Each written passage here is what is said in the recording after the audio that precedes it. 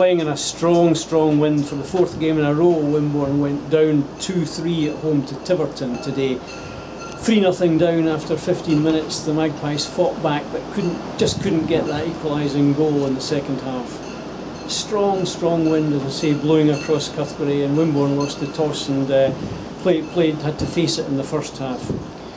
Few team changes, but Jason Harville again still unfit, and very able deputy, and Shane Murphy stepping in for him. Wimborne started off well, and on 5 minutes a good ball from Jamie Davidson almost put Franklin Clark in, but the Tiverton keeper beat him to it. And then on 9 minutes Tiverton took the lead. A corner turned in by Levi Landricum, corner from the right, found Levi Landricum in space in the 6-yard box, and he turned it in. So I can't overestimate the strength of the wind at this point. It was making football very difficult. On 13 minutes Tiverton almost doubled their lead when the ball hit the post, but it was cleared.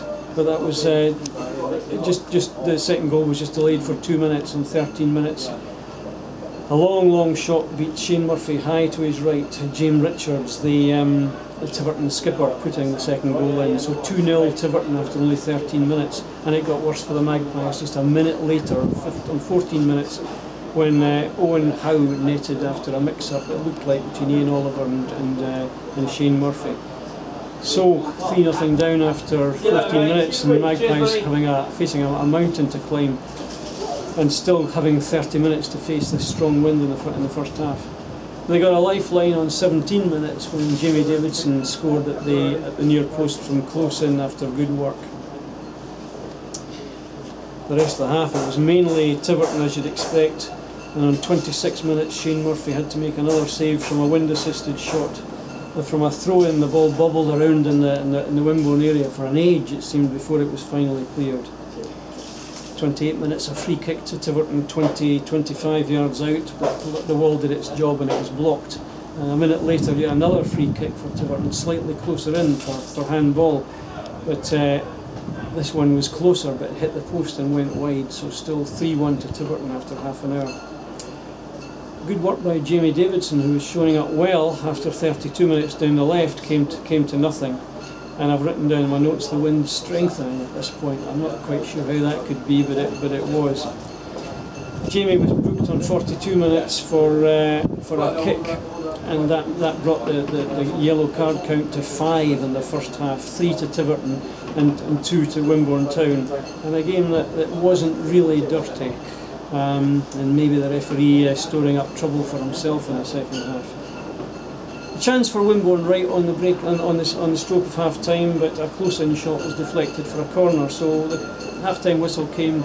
Wimborne 1, Tiverton Town 3, but with Wimborne with this strong wind behind them in the second half, there was every chance.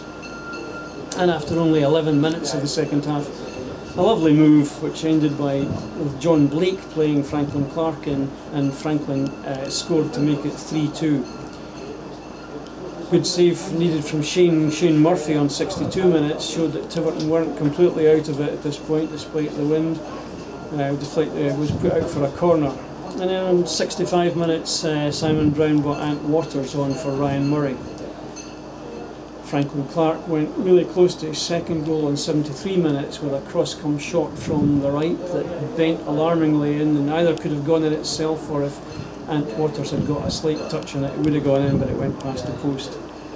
And at this stage there had been 10 bookings in the match, and I think it was 5 to each team at this point.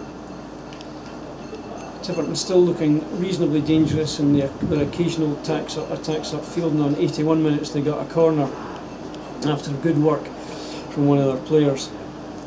Jamie Davidson had the best chance of the last half hour on 84 minutes, when after a corner had been palmed out by the Tiverton keeper,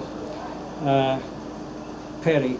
It went to Jamie Davidson, and his fierce shot was stopped at the near post for a corner. Declan Randall went off, and Morgan Turner came on late on.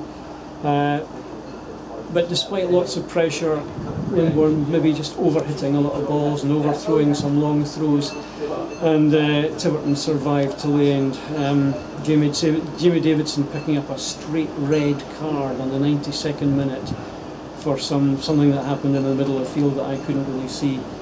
Tiverton getting a yellow for that same incident, which I think meant they got 6 men booked and Wimborne 5 plus a straight red for Jamie. It wasn't a dirty game, but Tiverton Town will have won themselves few fans for their on-field antics, wasting time and feigning injury at every turn in the second half. But as I say, it wasn't a dirty game. I'm not sure the referee maybe has to realise that not every foul deserves a yellow card these days. But I'm very loath to blame referees, and it was a difficult game in these conditions for both referees, officials and players. So I'm not going to complain too much. 171 people braved the elements to come and see Wimborne today, and it's hard to say they got value for their money with this wind, but full marks to Wimborne for never giving up. Another visitor to Cuthbury on Tuesday night, where we've got Taunton here. We hope to see you there. I'm with Simon Brown after today's 3-2 defeat by Tiverton at Cuthbury. Simon, we can say a lot of things about the game, but at the end of the day, the wind spoilt it as a spectacle, really, didn't it? It did really. It was it was laughable. The goalkeepers taking goal kicks, which are then going back over their heads for corners or throw-ins, and it came to the point at one stage, and that might have been when we were 3-0 down, that I was thinking the conditions are an absolute joke. It's not football. And it's the 4th game in a row we've had these conditions. I mean, I don't know where I'm not really sure where the referee sort of draws the line to say it's beyond the joke. As in unplayable, because as I said, everything that was going out of the half, going down the hill, was just drifting up in the air and going out for throws, and that's not football. No, it's not what people pay to see, is it? No, and that, other than the performance of the referee, that's all people are going to be talking about. Yeah, that's right. 3-0 down after 15 minutes or 14 minutes. You must have been thinking, what have I got myself into here? But I mean, to be fair to the lads, they fought back well and showed spirit to get back into it. They did, but I'd rather they showed a bit of spirit in the first 14 minutes, so we weren't in a position where we were, because the first goal could have been avoided. I think it was some poor marking for the corner. Yes. The second one, take my hat off to the lad. That was an absolutely tremendous strike. Would have beaten many keeper on even if they were stood on that post. I think we would struggle to keep it out. And the third one was a complete mix-up between Ollie and Shane, which put us firmly on the back foot, really. And yes, I must admit, I was thinking the first game at home, in front of the home fans, thinking, God, can it get any worse? But it seems to be that's what they're like. Some of the players seem to need a bit of something to galvanise them to get going. I'd rather they'd be galvanised by us scoring a couple of goals, to be honest. But in fairness, we worked hard. We got back into the game with Jamie Davidson, and then just before half time, they had another chance, and the defender somehow managed to hack the ball over his own crossbar when it was probably easier to score an own goal. And had we come in at 3-2, we would have felt with a bit more confidence. And I felt confident we might get something out of the game, because I think we started well the second half. But then just overhitting a few balls in the second half. Possibly. But it's so difficult on conditions like this. Do you drive the ball into the box and then it flies out for a goal kick, or do you clip it in and it doesn't quite reach? It's the conditions certainly played a part. And a couple of things that I've noticed over time is that we're not testing goalkeepers enough. I know we've been playing sort of with Carl up top and trying to get some support to him, but I think maybe we might have to think about changing that.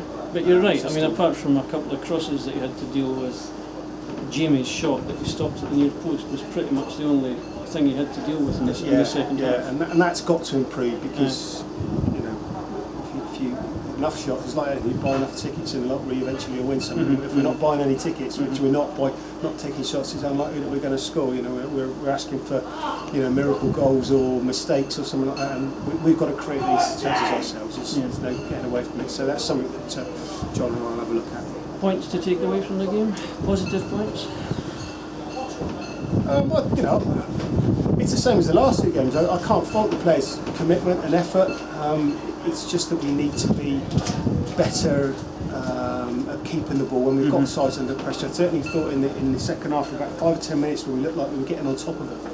and then we gave the ball away in areas where it gave them a chance to break on us and and put us under pressure. I think we needed to keep them up in our half, and that's what we're not doing enough of. So there's positives in say the effort and the commitment from the players, but I think we need to maybe just change the way that we're playing a little bit in order to be more of a threat going forward.